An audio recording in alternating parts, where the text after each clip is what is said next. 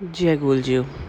तो hi everyone, good morning. आज से मेरे वेकेशन शुरू हो गए हैं, समर वेकेशन। तो आज मेरी और मेरे बेटे की सुबह बहुत लेट हुई है। मींस कोशिश करी हमने कि हम आज 8:30 बजे उठे हैं, कोशिश करके। वैसे मेरा बेटा रोज़ 6:30 से 7 के बीच में उठ जाता है, बिकॉज मैं निकलने को तैयार होती है ना स्कूल के लिए। तो आई डोंट नो, शायद आज मैं सोई हुई थी बगल में, तो इसी हिसाब से वो भी नहीं उठ रहा था। गॉड नोज़, जब आँखें खुली हैं तो 8:30 बज चुके थे। तो हम दोनों उठे हैं, हमारी सुबह की शुरुआत हुई।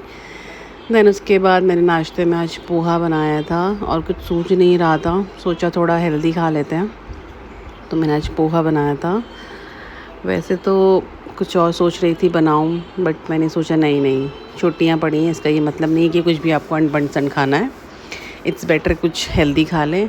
और सडनली पोहा बनाते बनाते मेरी मम्मा का फ़ोन आया, तो उन्होंने बोला कि आ जाओ, घर आ जाओ। तो मैं चली मम्मी के यहाँ, और मम्मी के यहाँ जाने के लिए हम दोनों तैयार हो गए थे। थोड़ा आउटफिट चेक कर रही थी बेटे का, अपना तो मैंने नॉर्मली पहना था, बट हम दोनों तैयार थे कि चलो नानी के घर चलें घूमने के लिए। तो हम बस 5 मिनट नानी के घर पहुँच गए, और यहाँ शुरू होता है नानी के घर का दिन। शुरू हुआ हमारा एज़ यूजुअल। वहाँ भी पूरा जमघटी लगाना था हमें, खिलौनों से, बुक से, सब कुछ से।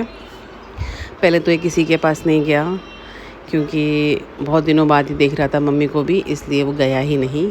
बहुत रोया थोड़े देर, तो उसके बाद धीरे धीरे वो जाने लगा, थोड़ा फेमिलियर होने लगा।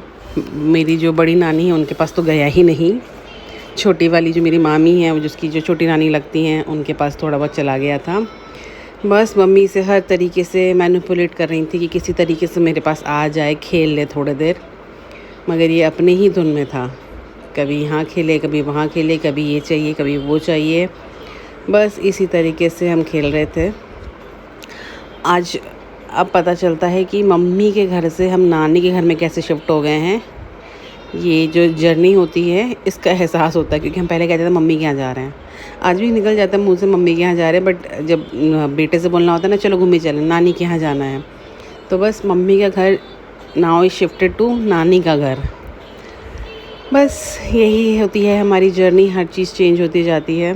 तो बस यहाँ मम्मी से कभी माला दे, कभी बिंदी दे, कभी कुछ भी दे कि आओ तुम खेलो, थोड़ा मेरे साथ तो खेल। बस इसने थोड़े लालच आया इसको, तो ये गया मम्मी के पास उनकी माला से खेलने के लिए। कभी उनकी बिंदी निकाले, कभी उनकी माला से खेले। बस फिर मैं चली गई किचन में, शाम का वक्त हो गया था उसका चीला बनाने के लिए। लंच तो वो कर चुका था, मम्मी के यहाँ लंच किया था हमने, तो मैं उसका चीला बना के लाई। उतने मम्मी एक और नया औजार ले आई उसके लिए, ढोलक। बस, और एज़ यूजुअल वो ढोलक तो बजाता ही है अपने दादू के साथ। बस फिर उसके लिए ढोलक आया, तो वो ढोलक के साथ अपना टाइम पास करने लगा, ढोलक बजाने लगा।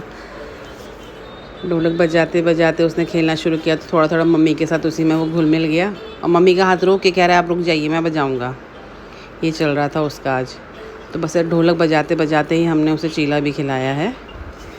तो बस यही शाम चल रही थी, इसी तरीके से बेटे के साथ मम्मी के घर में टाइम पास हो रहा था हमारा। वैसे इस वक्त बहुत सारे लोग बैठे हुए हैं, जनरली जो हमने लिए नहीं उनको।